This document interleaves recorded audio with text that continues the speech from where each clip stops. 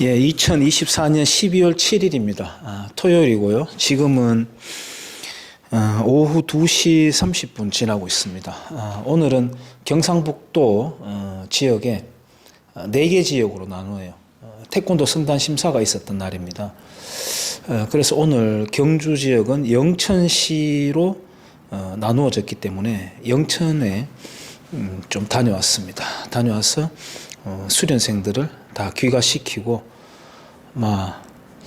오후 스케줄을 앞두고 잠깐 영상을 켰습니다. 오늘 심사장에 갔더니 한 선배 관장님이 친한 분입니다. 저보고 대뜸 그래요. 야, 이제 빨간당 좀 버려야 되지 않을까?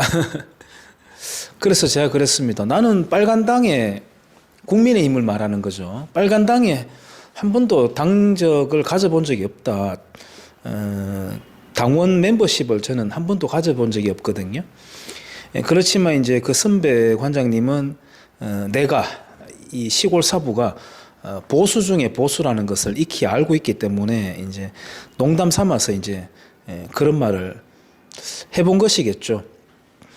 그 말을 듣고 보니까 지금 이 시점에서 우리 지방에 또는 국회의원, 국민의힘 소속의 의원들은 또는 거기 당원들은 어떤 생각을 갖고 있을까 하는 생각을 짧게 한번 해봤어요.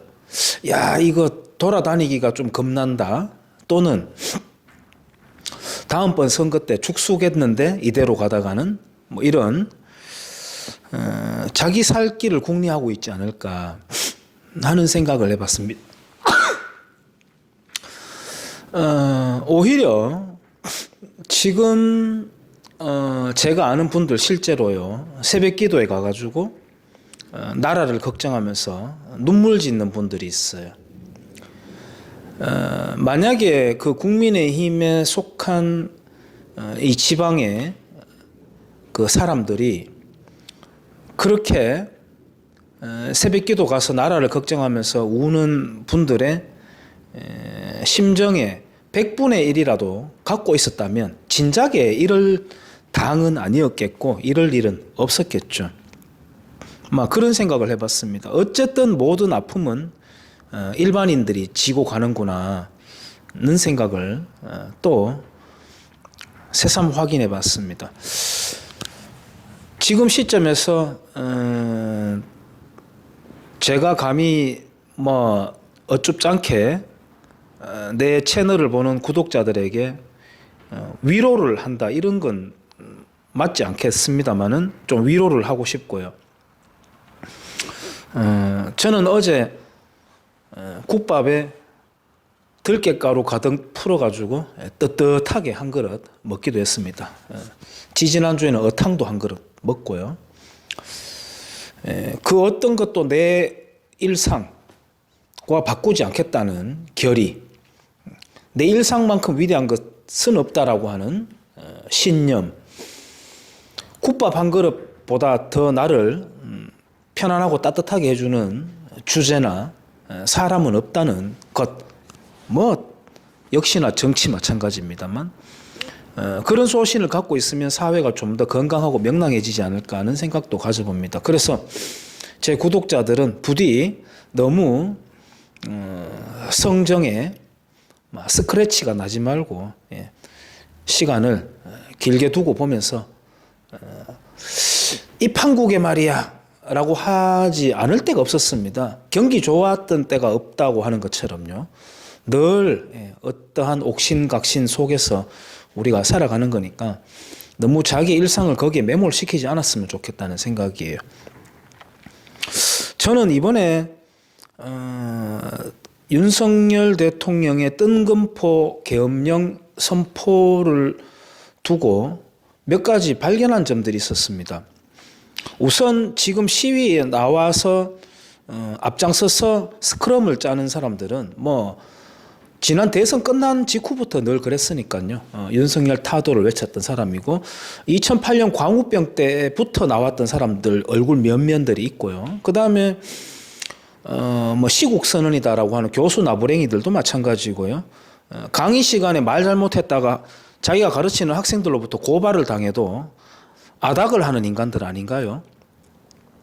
최근에 동덕 여대생들에게 대해서도 마찬가지입니다.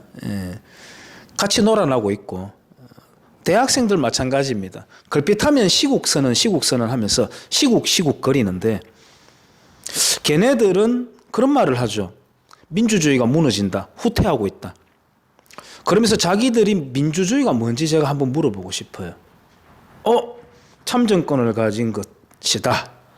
그래서 국가 권력을 바꿀 수 있다. 국민이. 물어볼 수밖에 없죠. 그때 참정권을 갖는다라고 하는 국민은 어떤 국민인가요? 그리고 그 국민이 지향해 나가는 국가는 어떤 모습인가요? 당신은 어떤 국가를 지향합니까? 참정권이 늘 기초로 하는 민주주의라고 하는 것이 조금 복잡해지죠. 그때부터. 저는 그 대학생들이요.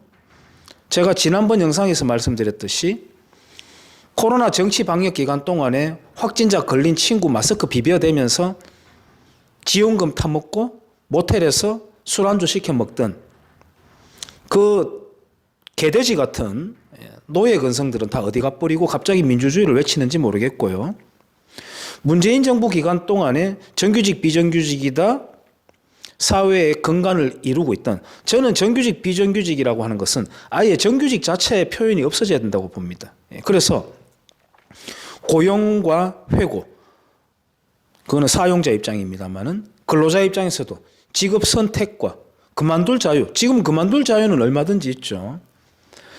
자유롭고 유연한 노동 관행이 정착되어야 된다고 봅니다만은 어쨌든 지금 현행되고 있는 정규직 비정규직을 인천 공항에 가서 거기 사람들 눈물 짜내고 막 그랬잖아요. 무너뜨리고 최저임금을 급격하게 올리고 근로시간을 법으로 제한해서 단축시키고 30대 40대들은 머리에 뭐가 들었는지 모릅니다. 그때 당시에 마치고 난 뒤에 투잡 뛰고 난리가 났었더랬거든요. 내 후배도 마찬가지입니다. 마치고 또 밤에 가게를 했습니다. 눈 뻘겋게 해가지고 다음날 출근하고 그랬어요. 학원비라도 더 벌어보려고. 나가는 돈은 빤하게 고정적으로 잡혀있다 보니까. 그래서 그 후배가 저에게 형님 잘못했습니다 그래요. 네가 나한테 잘못할 게 뭐 있노 하니까 지난 선거 때 문재인 뽑았습니다 이런 말이에요. 또한 마찬가지입니다. 지금 대학생들 군대 갔다 와서 복학했는 아이들도 있을 것이고 군대 가기 전 학생들도 있을 거예요. 총학생회랍 쉬고 나와가지고 윤똑똑이 노릇하면서 인터뷰를 해대고 하죠. 9.19 군사합의에 대해서 어떻게 생각하는지. 정말 나라를 망국으로 끌고 가려고 했던. 지금 내란죄 하는데요. 위로부터의 쿠데타도 있고 아래로부터의 쿠데타도 있다고 하지만은 주로 쿠데타는 구조상 권력을 갖지 못한 자가 찬탈하기 위한 쿠데타를 말합니다. 네, 박정희 대통령도 쿠데타를 했던 것이죠.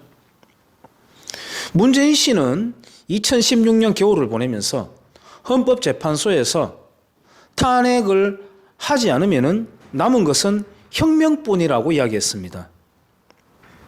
그건 내란죄 아닙니까? 또한 김정은하고 매국적 행각을 벌였습니다. 그거 여적죄 아닌가요? 괜찮나요? 대학생 여러분, 시국거리는 대학생 여러분, 촛불 들고 튀어나가는 국민 여러분, 그건 괜찮나요?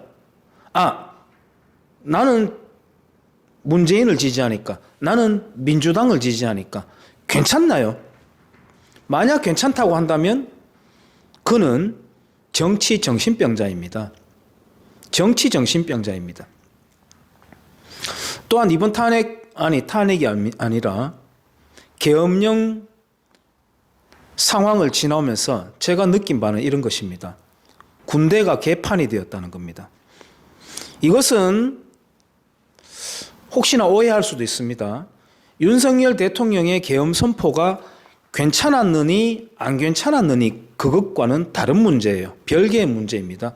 군 조직에 대한 존재 이유를 저는 의심하고 있습니다. 혹자는 요즘 대학생들이 학력도 높다. 자기가 소신에 따라서 판단할 수 있다. 헌법에 기준을 두고 판단을 한다. 뭐 이런 이야기를 하죠. 그러면서 명석한 군인들이었다. 이야기하거든요. 저는 전혀 그렇게 보지 않습니다. 군인은 군인입니다. 연세대를 나왔던 고졸 출신이든 해외 유학파든 군인은 군인입니다. 군인은 지휘 계통이 있습니다. 명령에 복종하는 조직입니다. 저는 시민의 불복종이라고 하는 헨리 데이빗 소로우의 책을 보면서 가슴이 뛰었던 자유주의자입니다. 그러나 방종적 자유는 안 되겠기에 시민의 불복종이라고 하는 것은 저는 경계를 하면서 받아들입니다. 우리는 어쩔 수 없이 국가라고 하는 필요악의 테두리 속에 있는 거거든요. 그 필요악의 국가라고 하는 테두리를 형성하는 근간에 군인과 경찰이 있습니다. 이게 폭력입니다. 그것만큼의 폭력이 있겠습니까? 미사일까지 보유하고 있습니다. 제가 지금 여기 제 거의 개인이 쓰는 운동실입니다만은 체력을 단련하는 곳이죠. 체력은 폭력의 증가입니다. 또한 내 신체에서 더 연장되는 것이 말 그대로 무기죠. 최연장선에 있는 것이 미사일이라고 할 수 있습니다. 폭력입니다. 그 폭력을 독점하는 것이 바로 국가입니다. 막스 베버가 말했듯이 국가란 물리적 폭력을 정당하게 행사할 수 있는 독점권을 성공적으로 획득한 정치 공동체다. 예, 그렇습니다. 그래서 우리가 투표를 하는 거죠. 박터지게 투표를 합니다. 그러한 독점권뿐만 아니라 어마어마한 이권들이 지방까지 모세혈관처럼 쫙 뻗쳐 있는 것이 바로 국가 권력입니다. 그러니까 저렇게 박터지게 싸우는 것이죠. 최근에 경상북도든 대한체육회든 단체장 선거가 끝났는 데도 있고 진행되는 곳도 있습니다. 저는 개똥철학입니다마는 사람 모여서 옥신각신하는 곳에 바로 이권, 즉 돈이 있다라고 판단을 합니다. 어김없이 그렇습니다. 아무튼 그 국가 권력, 독점된 국가 권력이라고 하는 것의 핵심 근간이 바로 군인과 경찰이죠. 그런데 군인들이 명령을 수행을 하지 않는다? 그래서 잘했다? 저는 그렇게 보지 않습니다. 국군 최고 통수권자의 판단 미스가 있었다 하더라도 명령 체계는 살아있어야 된다고 저는 보는 거예요. 이렇게 이야기하면은 미쳤구나. 윤석열이가 미쳤다고 군인까지 미칠 수 있느냐? 라고 말할 수도 있겠죠. 그리고 광주 5.18 때 명령을 거부했던 경찰관에 대해서 안모 씨였을 겁니다. 상찬을 하기도 하죠. 그렇지 않습니다. 예를 들자면 문재인 정부 기간 동안에 문재인 씨가 국회의사당을 방문했던 적이 있습니다. 그때 모 시민이 신발을 투척했습니다. 문재인을 향해서. 그걸 보고 보수 진영에서 뭐라고 했습니까? 의로운 사람이다. 의사다. 신발 의사다. 신발 투척 의사다라고 상찬을 하고 난리가 났습니다. 저 그때 그걸 비판했습니다. 그 사람의 행위를 비판한 게 아니라요. 우리나라 대통령 경호실에 경호 실력이 개판이구나 하는 걸 느꼈습니다. 개판이구나 하는 걸 느꼈습니다. 만약에 그 신발을 던진 사람이 다른 무기를 던졌다면, 아니면 정말 암살하기 위한 기도를 했다면 충분히 성공할 수 있는 상황이었어요.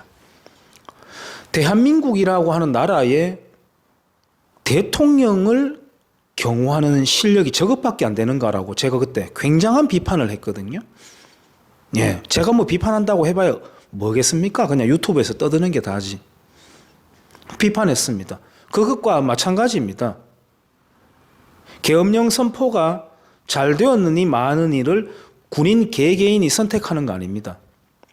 아, 내가 학교 다닐 때 대학 교수님한테, 우리 교수님한테 배우기로는, 아니, 나는 가정교육을 받기로는 이런 판단을 하는 게 아니에요, 군인은. 지휘관이 공격이라고 했을 때, 잠깐만, 내 소신에 따르자면 그렇지 않습니다. 그것은 사법체계에 있는 판사도 마찬가지입니다. 자기 소신이 아니에요. 자기 소신이 아닌 것입니다. 지금 예를 들어서 민주주의 타령하면서 삼권 분립을 완전하게 누르고 그동안에 국정 업무가 마비되도록 탄핵을 일삼아왔던, 마음에 안 들면 다 탄핵이었죠. 민주당은 다수의 행포로서. 그게 민주주의입니까? 민주주의를 참칭한 삼권 분립 위에 민주당이 있었던 것이고 그 민주당 위에 촛불이 있는 것이죠. 물론 그 촛불은 어용입니다. 본인들은 어용이 되어 있는지도 모르겠습니다만 그걸 대중독재라고 하는 것입니다. 그걸 대중독재라고 하는 것입니다. 그러한 것은 그러한 것이라고 하더라도 국가의 근간을 이루는 체계가 개판이 되었다라는 느낌을 저는 받았어요. 이것은 보수 진영에서 판단하는 군인 조직에 대한 것과 저는 생각을 매우 달리합니다. 그런 저는 발견들을 해왔어요. 지금 아까 제가 승단 심사장에 가서도 한 선배 관장님이 저에게 빨간당 버려야 된다라고 이야기했다고 말씀드렸습니다만 저는 빨간당을 지지하지 않습니다. 국민의힘을. 내가 유치하게 지난번에 대선 때 나는 윤석열 안 찍었다라고 그런 것도 아니에요. 저는 사실 지난 대선에 선거를 하지 않았습니다. 그래서 제 주변에 가까운 분들이 야, 네 보수라면서 지금 투표 안 하면 어떡하나라고 핀잔을 많이 했거든요. 안 했습니다. 도저히 찍을 수가 없었습니다. 그것은 내 양심의 판단인 겁니다. 그것은 내 양심의 판단인 겁니다. 그거는 좌우 대한민국이 미쳐 있었다는 증거물로서의 선거였어요. 그래서 투표에 참여하지 않았습니다. 그런데 아까 제가 심사장에서의 그런 이야기, 새벽기도 가서 나라 걱정하면서 울고 있다는 사람의 이야기, 이제 어떡하지? 라고 자기 걱정하는 국민의힘의 그 조직원들, 의원들 말씀을 쭉 드렸어요. 지금 민주노총은 또 스크럼을 강하게 짜고 있습니다. 우리 경주에서부터 이번 주 말고 다음 주 토요일부터 경주에서도 자체적으로 시위를 시작합니다. 촛불 하면서. 촛불과 관련된 인간의 어떤 심리에 대해서는 제가 다음번에 또 한번 남겨보도록 하겠습니다만은 솔직할 필요는 있습니다. 거기에 스크럼을 짜는 지도부는 원래부터 애초에 그렇게 하려고 계속 해왔던 사람들이고 울고 싶은데 기사대기 왕복으로 시게 때려주니까 윤석열이가 하하호호 웃으면서 지금 나오고 있는 거거든요. 아까 새벽 기도에서 울고 있다라고 하는 그런 사람이 생각하는 나라 걱정에 대한 그런 것과는 완전히 다른 것입니다. 그냥 정오, 대결, 결투의 정치를 하는 것입니다. 그건 국민의힘도 마찬가지입니다. 질투와 관련되어 가지고 주제 삼아 가지고 제가 뭐 천착해 본 적도 있습니다만은 질투라고 하는 것을 남에게 들키는 것도 두려워합니다. 사람이 자기가 질투하고 있다는 것 또는 자기가 질투하고 있다라는 것을 실토하는 것도 두려워해요. 왜? 그것은 열등감을 고백하는 것이거든요. 열등감은 무엇이냐? 내가 저 사람보다 못하다는 것이죠. 그것을 고백하지 않기 위해서, 숨기기 위해서 선거에 있어서는 이런 것입니다. 사정선거가 없었더라면 아니면 이러한 경우가 아니었더라면 우리가 이겼을 텐데 조금만 더 우리 유권자들이 참여를 했더라면 우리가 이겼을 텐데라고 계속해서 구조적인 핑계를 대면서 자기 위안을 삼는 것이죠. 그게 바로 숨기고 싶은 열등감이고 그게 바로 질투입니다. 질투는 분노, 폭력, 정오심과 세트입니다. 그걸 갖고 있는 게 지금 촛불이라고 하는 집단의 속성이기도 합니다. 매슬로우의 법칙 인간의 욕구 5단계에서 생식과 본능의 단계, 아랫단계, 그 다음 단계가 바로 조직화되고 싶은 또는 완장을 차보고 싶은 청소년들이 특정 브랜드를 걸치고 입어보고 싶은 그 심리입니다. 그러니까 아랫단계에서 5단계로 봤을 때도 아랫단계에서 한 단계 올라간 심리 상태예요. 대한민국의 정치는 바로 그런 단계 속에 있습니다. 아까 제가 국가 권력이라고 하는 것은 폭력을 독점한다고 말씀드렸는데 지방까지 모세혈관으로 이어져서 각종 이권까지 일일이 다 연결되어 있기도 합니다. 지금 여러분들이 영상에서 소리가 들리는지 모르겠는데 제가 있는 사무실 바로 앞에 흥모초등학교가 있습니다. 4년 전에 이미 현대화 작업을 끝낸 학교예요. 승강기도 있고 시스템 에어컨 다 들어가 있고요. 화장실 개보수까지 다 끝낸 학교인데 갑자기 두들겨 부시고 있습니다. 그리고 200억을 투입한다고 해요. 민주시민교육과 생태교육을 한다고 합니다. 이른바 그린스마트 미래학교. 그 전신은 바로 혁신학교. 예, 그렇습니다. 극좌익 컨텐츠를 펼치겠다라고 하는 그러한 컨셉이고요. 그 컨셉뿐만이 아닙니다. 토건업자, 식재료 납품업자, 일일이 다 연결이 되어 있습니다. 다 연결이 되어 있습니다. 그러니까 정권을 잃었다고 분노하는 이유는 바로 저런 것입니다. 나 무엇을 위해? 대한민국의 민주주의를 위해? 택도 없습니다. 전부 다 돈 때문입니다. 이권 때문입니다. 지금 촛불을 들고 나가든 말든 문재인이 대통령이 되든 말든 윤석열이 대통령이 되든 말든 이재명이가 되든 말든 지방부패는 지방부패대로 니나노로 계속 이어집니다. 민주당 지지자들이 어떤 느낌을 받을지 모르겠습니다만은 민주당이 집권할수록 부정부패는 더 심합니다. 큰 차이는 없어요. 하지만 심합니다. 왜? 민주당은 권위적입니다. 평등을 앞세우죠. 평등을 앞세웁니다. 그 평등은 실현할 수도 없거니와 평등을 실현하기 위해서는 수령이 필요합니다. 독점 정당이 필요해요. 그 독점 정당은 어김없이 필연적으로 권위적일 수밖에 없습니다. 그 권위적인 권력 아래에 부정부패는 만연할 수밖에 없습니다. 언급하지만 거의 또이또이입니다만은 어마어마하게 헤쳐먹고 있습니다. 정말로요. 제가 딱 1년 전, 정확히 1년 전에 경주 화랑교육원의 조회대 공사비가 3억 4,500만 원이다. 여기 흥무초등학교에 쇠기둥 열 몇 개 박아놓고 어린이 놀이시설이라고 해놓고 내가 봤을 때는 한 1,몇백만 원만 들어가면 되겠더구만. 1억 7,200만 원. 그래놓고 사용도 안 해요 또. 이 학교 공사 방금 말씀드렸듯이 200억이다.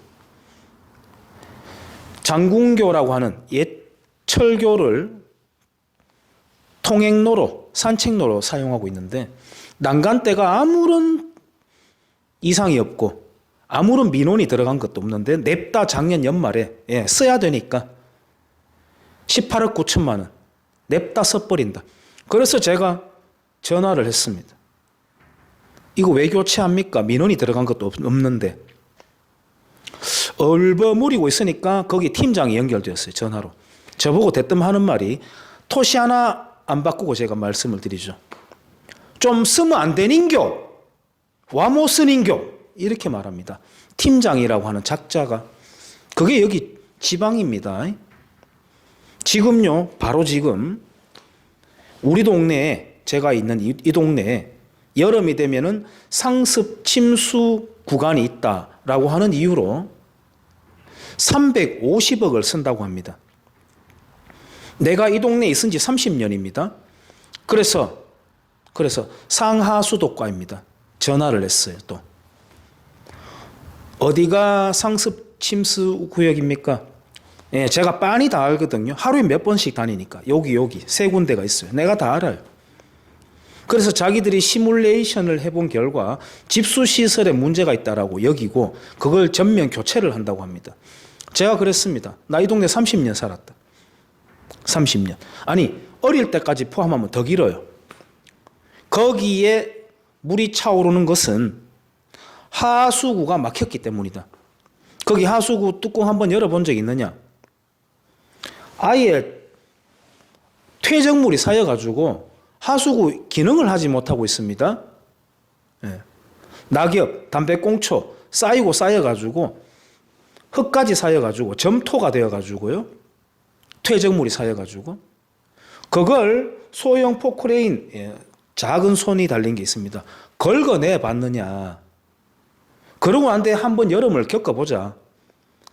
내가 보면서 물이 차오를 때 그 안에 있는 쓰레기들이 올라와가지고 난리 났다. 그걸 긁어내 본 적 있느냐? 시뮬레이션을 그렇게 돌리면 안 된다.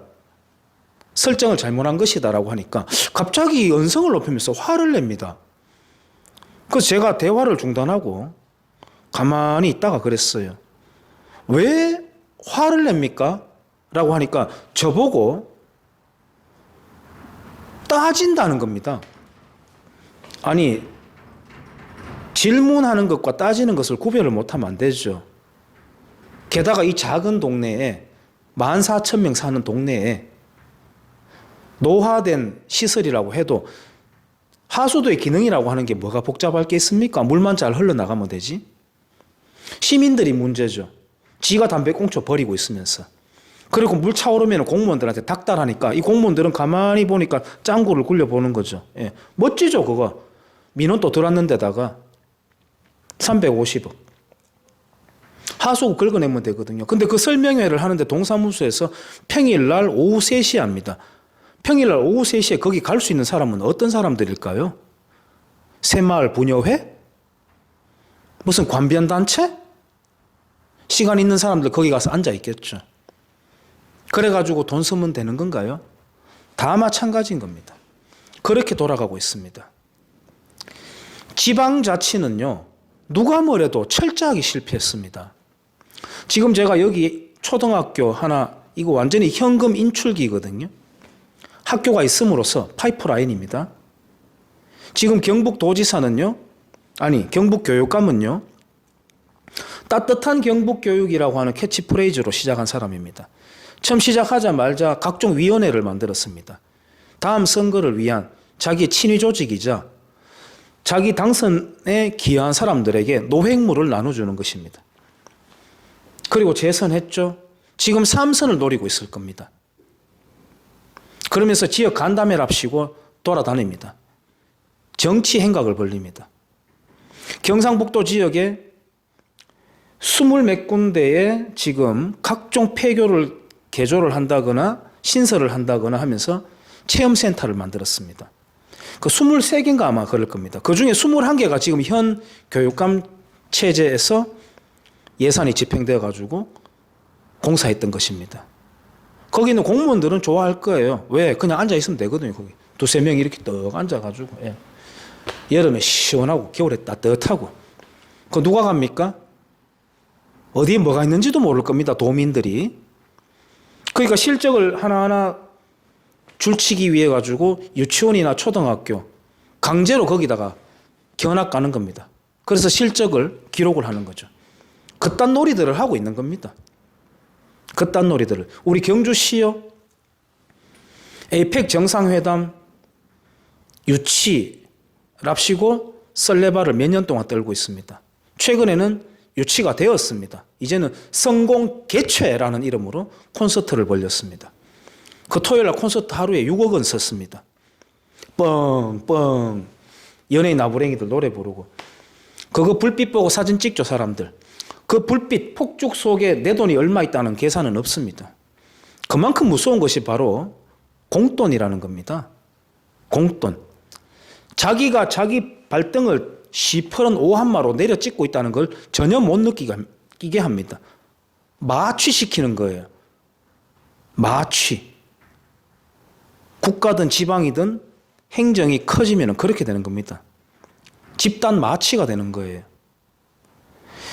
대한민국 내에서는 에이펙 유치하려고 지자체끼리 경쟁을 했을지 모르겠습니다만 이거는 G20하고는 완전히 성격이 다른 겁니다.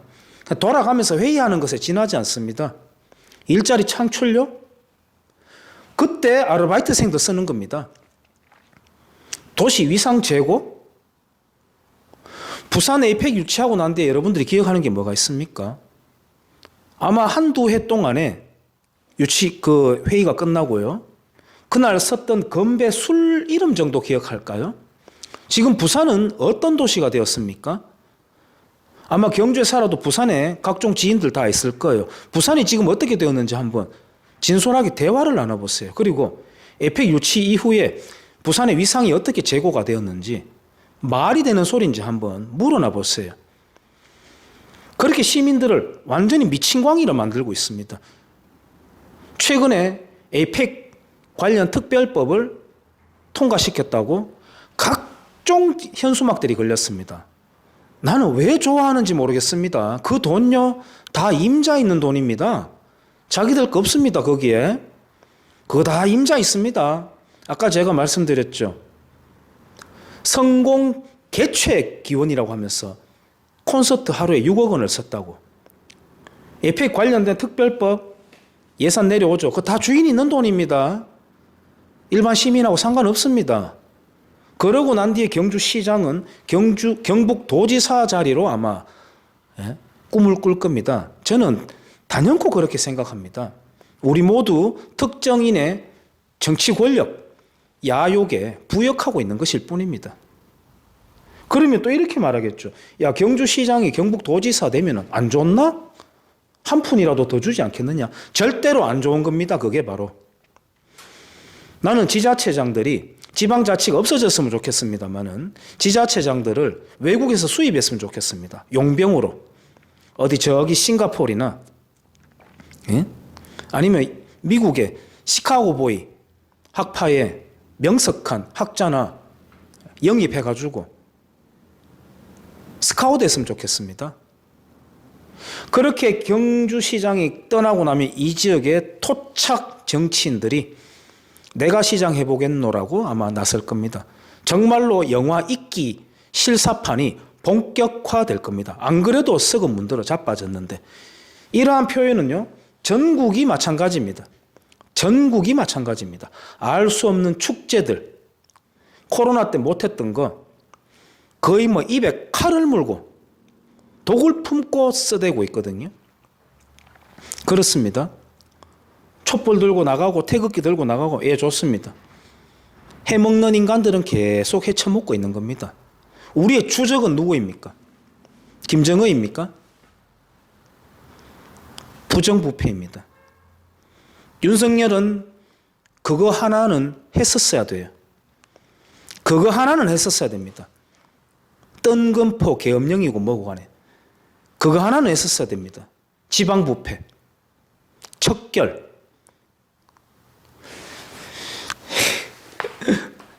제가 아마 이런저런 각본이나 시나리오 없이 그냥 마음에 두고 있던 말을 라이브는 아닙니다만 뭐 말하다 보니까 약간 좀 격해지는데 서두에 제가 정치야 정치지만은 우리 일상이 띠꺼운 것이다, 눈물겨운 것이다, 무엇과도 바꿀 수 없는 것이다 라고 해놓고 저도 조금 경악하게 됩니다. 사실 원통하고요, 분하고 뭐에 원통하냐고요? 제가 조금 울컥하는데요. 국민들이 각성하지 않는다는 겁니다. 배움에 게으르고 각성하기를 거부하면요, 정치 노예가 됩니다.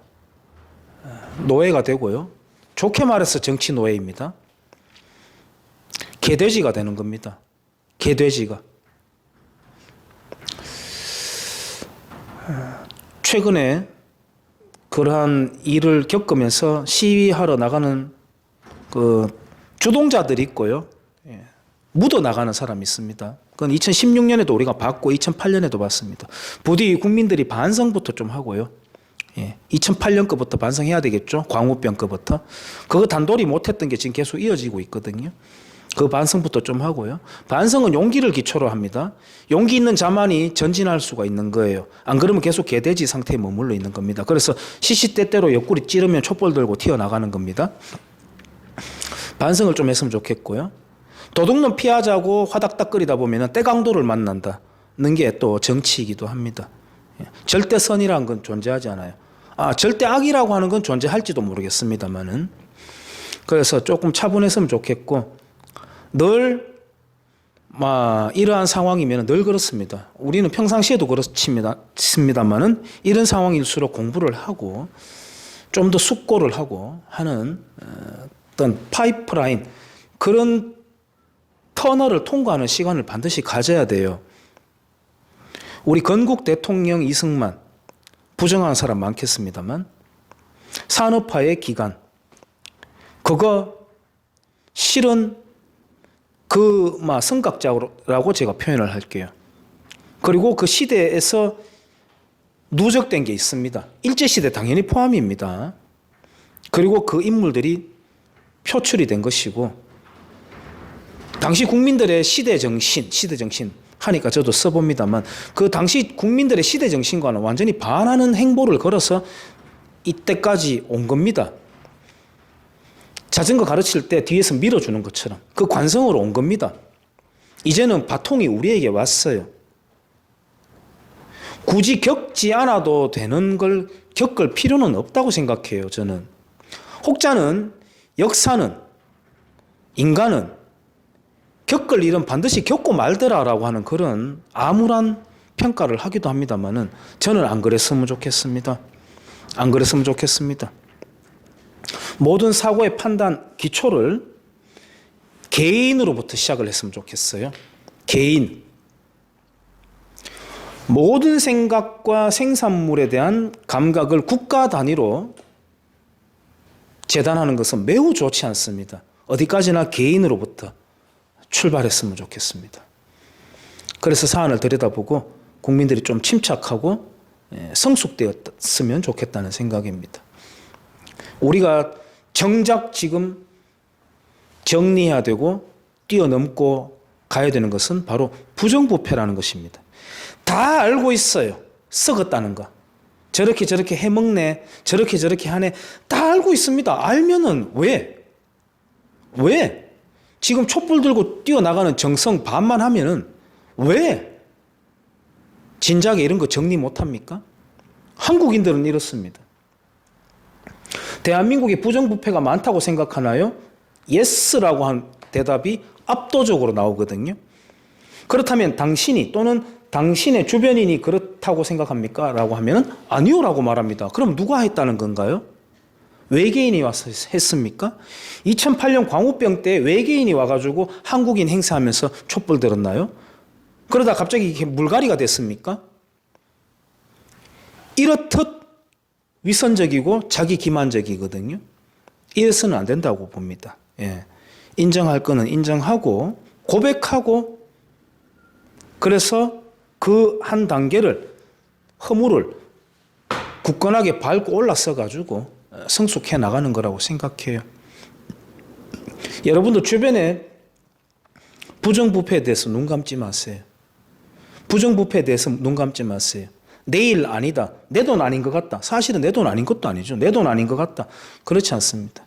오늘 내가 그냥 못 본 채 넘겨버린 부조리는 반드시 내일에 내 발목을 걸어채서 넘어뜨리게 됩니다.